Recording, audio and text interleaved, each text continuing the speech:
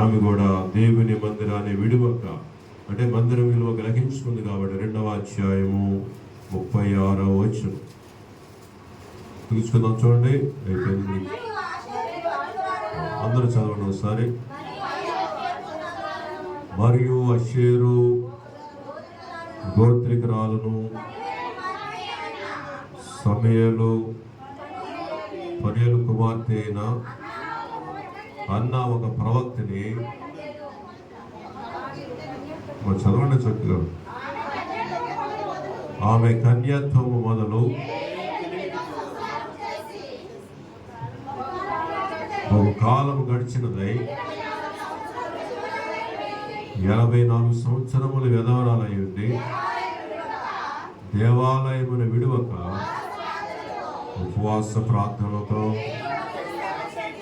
రేయింబగళ్ళు సేవ చేయించు ఉండెను. అందరు కూడా చెప్పులు కొడదాం. అన్న ప్రవక్తని ఆమె దావీదులాగా ఈమె కూడా ఏం చేసింది? దేవుని యొక్క మందిరంలో విడువక ఉపవాసం, దేవుని మందిరమును దేవాలయమును విడువక ఏం చేసింది ఆవిడ? 84 సంవత్సరాలు దేవాలయాన్ని విడిచిపెట్టకుండా ఆమె ఇప్పుడు వారానికి వస్తారా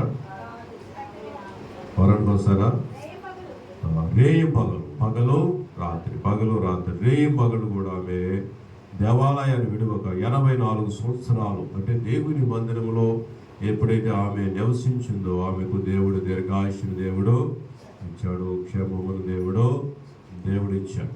అందరి కోసం ప్రార్థన చేసే తల్లిగా ఆమె ఏం చేశాడండి?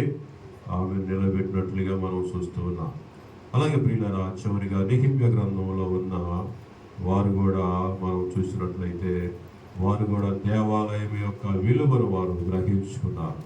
తర్వాత ఇంటికి వెళ్ళాక చదువుకునండి. 10వ అధ్యాయంలో చదువుకున్నట్లయితే 10వ అధ్యాయము 39వ వచనం, 38, 39 చదువుకున్నాం. చూడండి, అది నేను చదువుతాను, మీరు చెప్పండి. లేవీయులు పదవం తీసుకుని రాగా అహరోను సంతతి వాడైన యాజకుడు ఒకడు, అందరూ చెబుతాం, వారితో కూడా ఉండవలననియు 10వ వంతులో 1 వంతు లేవీయులు మా దేవుని మందిరములో ఉన్న ఖజానా గదిలోనికి తీసుకుని రావాలని నిర్ణయించుకోండి.